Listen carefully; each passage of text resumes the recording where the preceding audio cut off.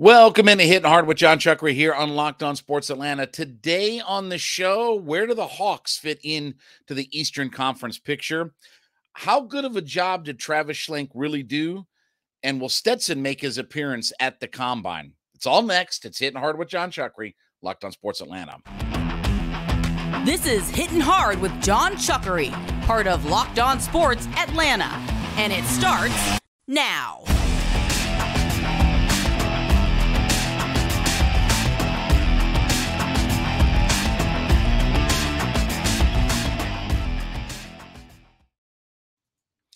Hittin Hard is brought to you by FanDuel Sportsbook, the official sportsbook of Locked On. Make every moment more. Visit FanDuel.com/LockedOn today to get started. We ask you to head to YouTube.com, put Locked On Sports Atlanta into your search browser. When you get there, leave us a comment. Hit that subscribe button as we're climbing toward 6,000 folks. It's part of our ever-growing community. We are free and available to download on all of your favorite audio podcast platforms, including Spotify, Apple, whatever your favorites are. You can download us for free. Roku and Amazon Fire. Yes, we are available on those platforms as well. And then give me a follow at JMCH316. So we kind of anticipate the idea that the Hawks are not really going to make that big of a move. And certainly with the Kevin Durant trade, it's shaken up the Eastern Conference, but also maybe from the Hawks standpoint that we, got word that the Phoenix Suns were one of the teams that if a deal for Durant didn't come through for everything, maybe they would be in the market for a John Collins. So it doesn't look like that's likely going to happen at this point. I still think that they could move Bogey, but again, we talked yesterday. I have a real feeling, a sinking feeling that there's not going to be anything that happens with this Hawks team, that they're going to leave the roster intact as is. I do believe that they're going to have the coach in place for the rest of this season. Nate will probably leave at the end of the year. And so you're going to roll the dice on what this roster is and the coaching staff and everything is right now. So where do the Hawks stack up in the Eastern Conference? Well, look, they're not Boston, Milwaukee, and Philadelphia. So we can scratch those three teams right off the list. They're nowhere near what those three teams are. You wonder about the Brooklyn Nets. Yes, they did lose Kyrie. They did lose Kevin Durant. But they actually accumulated some pieces back, and I'm not saying that you can replace those guys, but, if those guys can be healthy and they can figure out some chemistry, they could still be a decent team. Now, I think that they definitely take a step back. They're 32-22 right now in the Eastern Conference, sitting in the number 5 seed. I do think that they come back to the pack a little bit. So that's good news for the Hawks. Now, the Cavaliers are a very interesting team. One thing about the Cavaliers is, if we're honest, they don't know how to win just yet. But they certainly, when you look at teams in the Eastern Conference that somebody does not want to get into a first-round series with, that's the Cleveland Cavaliers. They don't know what they don't know, right? That's the old saying. They may not know how to win just yet, but they could be a very dangerous team. So you figure that the Nets come back a little bit to the pack, and then you've got Miami and New York that are directly ahead of the Atlanta Hawks. Hawks are what, 2.5 games below the Knicks. They're 3 games below the Miami Heat. Now, one thing that should be favorable, although the Hawks have not taken advantage of this, is the fact that of their 27 games that are left, 17 are at home, 10 are away. When you look at the Knicks in Miami, the Knicks have 12 games at home with 14 on the road. Miami has 14 at home with 13 on the road. Now, for the Knicks, they've actually been a better road team than they have been a home team. So they're only 14-15 at Madison Square Garden, and they're actually 16-11 on the road. That's a really good record. So with more road games than what they have home games, and they haven't played well at home, okay, that could be a factor. Miami's been really good at home. They're 18-9 at home this year, 12-16 on the road.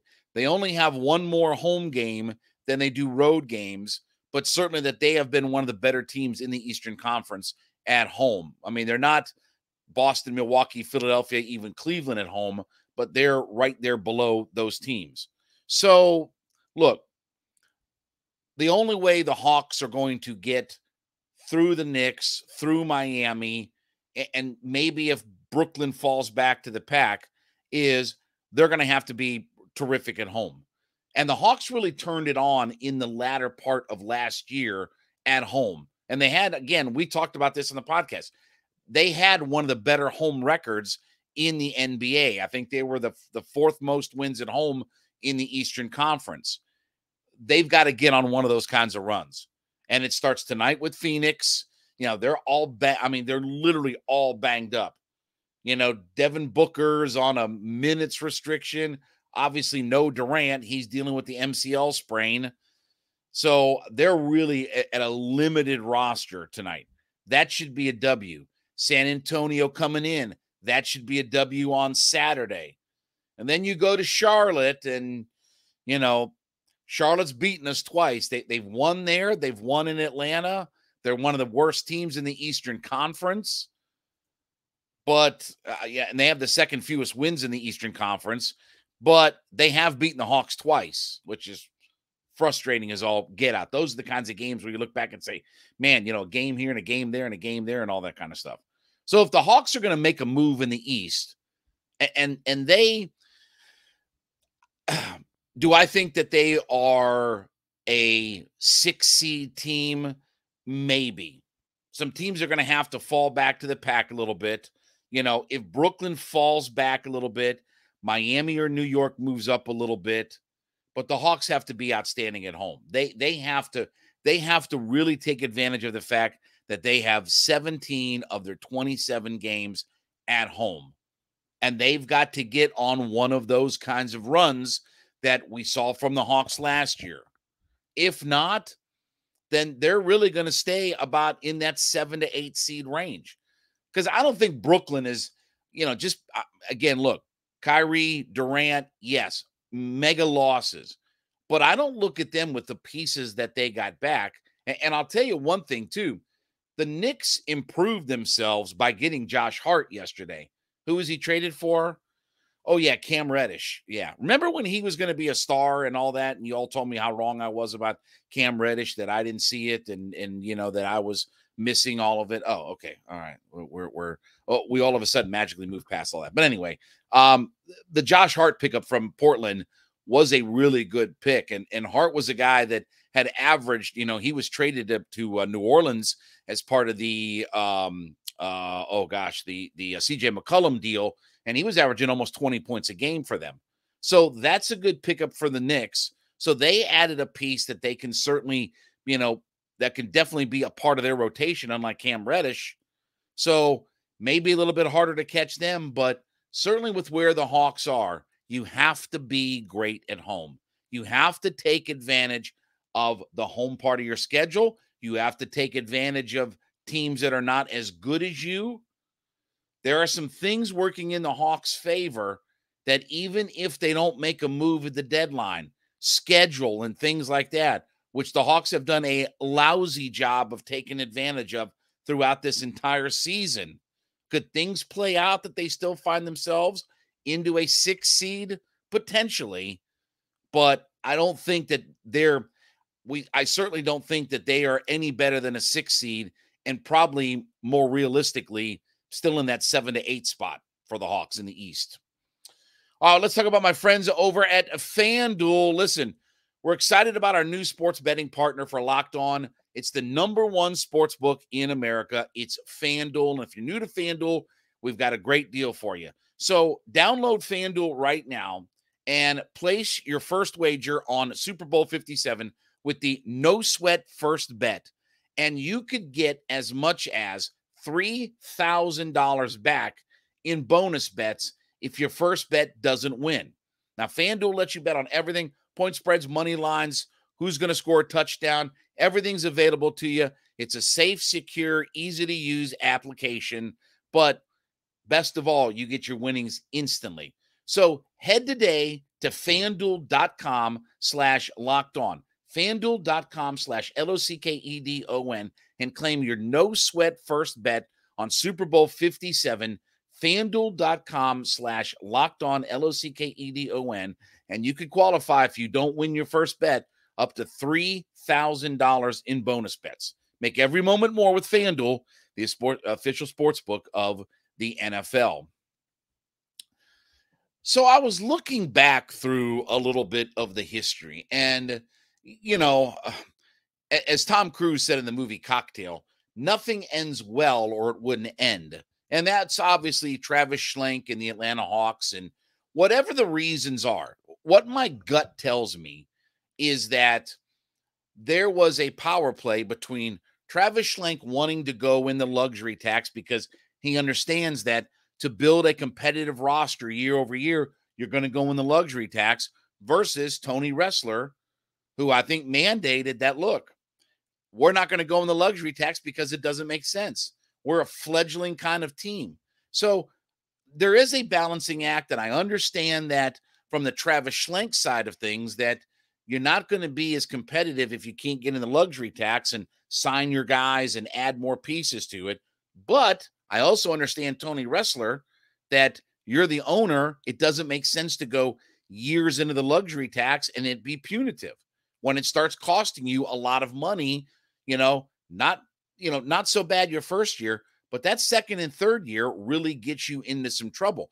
And the Hawks payroll is going to go up. Even if they just keep everybody, their payroll's going up significantly. DeAndre Hunter, 9.9 to 21 million. John Collins is owed a few million more. Trae Young is owed a few million more. If Bogey were to opt in, he'd be 18 million. You got a lot of money that's still committed. And, you're going to try to look at adding a piece or two or things like that. But with that, how good was the Travis Schlenk era? How much did he change the franchise? Okay, let's start with the Trae Young, trade. They draft Luka, they trade for Trae Young, okay? Was that the best trade in hindsight? I still think for this organization, because here's the thing. We were told that, we were going to build it in the way that Golden State was built and in different things like that, okay? So the Luka for Trae, did we get the better player? I don't know. I don't think it's as egregious as what some people do. And the state of the franchise isn't that drastically different from what we've accomplished and what Dallas has accomplished. I think probably at the end of the day, Luka will be a better player than Trae Young. But how much does that translate into his franchise's success? Look, he's got an owner that's going to spend whatever it's going to take, and they just picked up Kyrie Irving. They're going to spend with Mark Cuban whatever it's got to be. Luxury tax be damned and all that kind of stuff. So that's the first big move. The draft picks from Travis Schlenk, getting DeAndre Hunter, getting Cam Reddish, Onyeka Okongwu, Jalen Johnson. Okay, you look at some of the second round picks, they've been busts. Skylar Mays, Sharif Cooper, those guys have done nothing. And when you look at, honestly, DeAndre Hunter, Cam Reddish, Onyeka Okongwu, who was the sixth pick of the draft, Okongwu is a serviceable guy, but they haven't got anybody that's a running mate for Trae Young. The John Collins pick is still maybe where it was picked, still the best pick that Travis Schlenk made. But again, he's regressed. And I'm not blaming all of this on Travis Schlenk. I mean, coaching and different things and philosophy and things like that. But Travis Schlenk did bring in Lloyd Pierce, and he did bring in Nate McMillan. Let me put it like this. While I understand that there are some good things that Travis Schlenk did, okay, is it maybe that he had more swings and misses than he had doubles and triples and home runs and things. Yes, are we a better franchise than when we were gutting the roster and in rebuild mode at the end of the Mike Budenholzer era? Yes. We're not a 23-win team anymore, right? And we had the miraculous run, and I think everybody got caught up in the emotion of that run. But when you look back, it's been very hit or miss on the draft picks for Travis Schlenk. His free agent signings have been pretty good. They built that roster with Bogey and Gallinari, and they had some pretty good things that they had done. Kevin Huerter was another good draft pick. But now we've moved on from Kevin Huerter, and once he tried to get paid, and we want to not be in the luxury tax. And then again, the coaching. Lloyd Pierce was always going to be the stopgap. He was never going to be here when they got good. I'm not saying he's Mark Jackson, but he was never going to be here when they got good. But you almost had to kind of promote Nate McMillan. I look at, honestly, we didn't draft the way that the Golden State Warriors drafted. Steph, Clay, Draymond Green, that big home run, that was a massive home run that Travis Schlenk was part of, and he was a big influence in getting Draymond Green, drafting him, I think, at the 35th pick of the draft in the second round. That was a huge home run. We haven't done enough of that. Collins is regressing. DeAndre Hunter's not taking any steps forward. Jalen Johnson is, what he is. Onyeka Okongwu is a serviceable piece. You would like to think that the 6th pick of the draft would be better, but in NBA terms, Onyeka Okongwu is a serviceable piece. He's not better than Clint Capella as a starter, and he's not, and unless they trade Capella and move on from him, he won't get his chance to start. But how much really better is the franchise?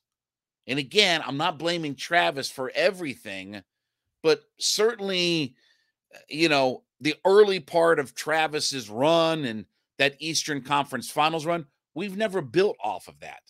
We've never built through the draft off of it. We never built through free agency off of it. And again, we haven't built through our coaching staff. He's hired the 2 guys that, have been our coach. And again, Lloyd, okay, you were going to move on from Lloyd Pierce at some point. But we had Nate McMillan. Maybe he wasn't the guy. Maybe he's not turning out to be the guy right now. I just think that the era of Travis Schlenk, and we'll certainly see what Kyle Korver and Landry Fields, and I think that they are going to be more in line with the owner's vision of what this franchise is going to look like moving forward. But, if in a year from now, we're talking about Nate McMillan has stepped down as coach, John Collins is traded, DeAndre Hunter's not getting better, this organization is going to look a lot differently, and the Travis Schlenk era will sort of just be a blip on the radar when all is said and done. And the whole thing, and it will always go back to, whether this is fair or unfair, it's always going to go back to, did we get Trae and Luka right? And no matter, unless you drafted so well and you hired the great coaches and everything like that, everything's going to circle back to, was it Trae or Luka? Which one was the right pick? And we know now that Travis Schlenk was a little bit more in the Luka camp. We've heard, stories that have come out that he was a little bit more in the Luka camp, but he's always going to be defined by that. The problem is we haven't built around enough of that. We haven't gotten enough of our draft picks right that are star level players. We haven't done enough in free agency that they are blips on the radar, and we certainly don't have the stability at our head coach. So it's a fair job that Travis Schlenk did, but to say that he did a great job with the organization is probably a little bit of revisionist history. All right. Besides making Hittin' Hard with Jon Chuckery your first listen every day, make sure you make Locked On Sports Today your second listen. Biggest stories of the day, instant reactions, big game recaps, and the take of the day. Available Spotify, YouTube, Apple, wherever you get all your favorite podcasts from. Check us out there. So the University of Georgia had 12 invites to the Combine in Indianapolis. And, you know, this is the next big step. I mean, obviously we had the Senior Bowl a week or so ago, and that's the first postseason action with the East-West Shrine game, you know, but the Senior Bowl is the big one. And then now we get ready for the Combine coming up. So Georgia had 12 players that were invited to the Combine. Now, we obviously talked about Stetson Bennett, that he was not at the Senior Bowl, and Jim Nagy was a little bit butthurt by all of that and thought he could have done some things like that. So does Stetson now make his grand appearance at the Combine? I would say yes. And I think that there are a lot of things that are different about the Combine. Okay. And I heard D. Murray Smith's comments about the Combine and things like that. First off, okay, so everybody understands and knows the single solitary reason that the Combine was set up initially was to get everybody into one location and do one set of medicals on everybody. Physicals and medical, everybody had one set of medicals. So you weren't flying from team to team to team, and the Chargers get a medical report, and the Falcons get a medical report, and the Lions get a medical report. You brought everybody in to get one standard set of medical history for these guys. That's why it was put together. That's why they brought everybody in to Indianapolis, was to do all the medicals. Then it's evolved into bench press and shuttle runs and lawn darts and hula hoops and, you know, whatever else that they've got going on, and throwing drills and all that kind of stuff. And then the interview process, which, to be honest with you, this is the number one thing that Stetson Bennett needs to get in front of teams on to sell him on why he should be drafted. You know, he obviously had the public intoxication, and while that's not a big deal, what teams are going to look for is, does he take ownership of it? Does he, you know, say, I had a brain fart and it was a dumb thing that I did? Or does he own up to it? Does he take responsibility for it? You know, why did he not go to the Senior Bowl? These are going to be questions that are asked about Stetson. I think more than, I don't think Stetson's going to throw at the Combine. I don't know if he's going to bench press at the Combine. But when you're going to a job interview and you're getting in front of your potential employers, and you can win them over with, you know, again, you're a two-time national championship quarterback. You know, everybody said that you couldn't do it, but then you went out and did it. But then you've had some stub your toes in the offseason, whether it was the parade, whether it was, you know, the public intoxication. Teams are going to want to know that. And I think Stetson Bennett could do himself a lot of good by getting in front of teams. Now, look, again, he's a different cat and a different animal. I've sat and talked to Stetson. He sat 2 feet from me, 20 inches from me. He's a different breed. He's not a disrespectful kid. He's not a an angry kind of player. You know, but he's got a chip on his shoulder, and he carries that around with it. You know, he's got the old commercial that's the battery on your shoulder. I dare you to knock this off. He's got that kind of mentality, and that served him well on the football field. But, you know, does it serve you well when you're off the field? Does it serve you well when you're going to stand up in front of the media or different people like that? You know, look, Georgia doesn't allow their kids to get up in front of the media and do all kinds of pressers and different things like that. That's a different life in the NFL. Those are things that are expected of you to get in front of the media, whether you do radio, whether you do TV, whether you just do a media scrum or whatever like that. So while I don't think Stetson, you know, is a bad guy or anything like that, he does have to kind of take responsibility for what his actions have been since the national championship game. I think his on-field tape and everything like that speaks for itself. And he'll throw when they get to their pro day and all that kind of stuff. I don't expect him to throw and do the drills and everything else that, 40-yard dash or whatever like that. I think he'll do more of that at the Georgia Pro Day, because that's where you'll really get, with all due respect, you'll get the Bill Belichick's and the big-time coaches of the world that will be in Athens. Athens, Tuscaloosa, those are the places where the high-caliber, high-impact coaches are going toward. Like, they may not always be at, Central Florida's Pro Day, or they may send their representatives, but you can bet that the top-tier guys, coaches, GMs, will be in Athens. They'll be in Tuscaloosa. They'll be in Baton Rouge, right? They'll go to those big-time programs. But Stetson needs this combine to at least allow himself that he can take responsibility, he can answer some questions, and he can at least calm the nerves of, okay, should I draft this guy? Should I pick this guy? I think it would do him a lot of good. And I expect him to be there. I expect him to answer the questions. I don't expect him to throw and run and do all the different things. He'll save that for when the time is right, throwing to his guys in Athens at their pro day. But I think he would do a lot of good to get in front of teams and to sell himself on why he should be picked, not just because of the on-field stuff, but why he could be the face of somebody's franchise. And I understand he's not going to be a number 1 draft pick and all that kind of stuff, but you still, when you talk about quarterbacks, you never know when you're going to get that opportunity. Look at Brock Purdy.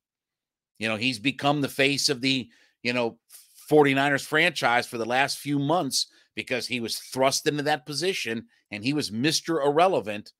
You get in front of those people, you got to be able to handle the business end of the football, not just what happens on the field. All right, well, thank you so much for making Hittin' Hard with Jon Chuckery your first listen every day. Make sure you make Locked On Sports Today your second listen. Biggest stories of the day, instant reactions, big game recaps, and the take of the day. It's available Spotify, Apple Podcasts, YouTube, wherever you get all of your favorites. We ask you to head over to youtube.com, put Locked On Sports Atlanta into your search browser. When you get there, hit that subscribe button as we're headed towards 6,000 folks. Be a part of our growing community. We are free and available to download on all of your favorite podcast platforms, including Spotify, Apple, whatever your favorites are. You can check us out there. We are available, too, on Roku and Amazon Fire. Find us there. Find us on those platforms, and then give me a follow at JMCH316 on my personal Twitter page. We'll wrap up the week tomorrow. This has been Hittin' Hard with Jon Chuckery, Locked On Sports Atlanta.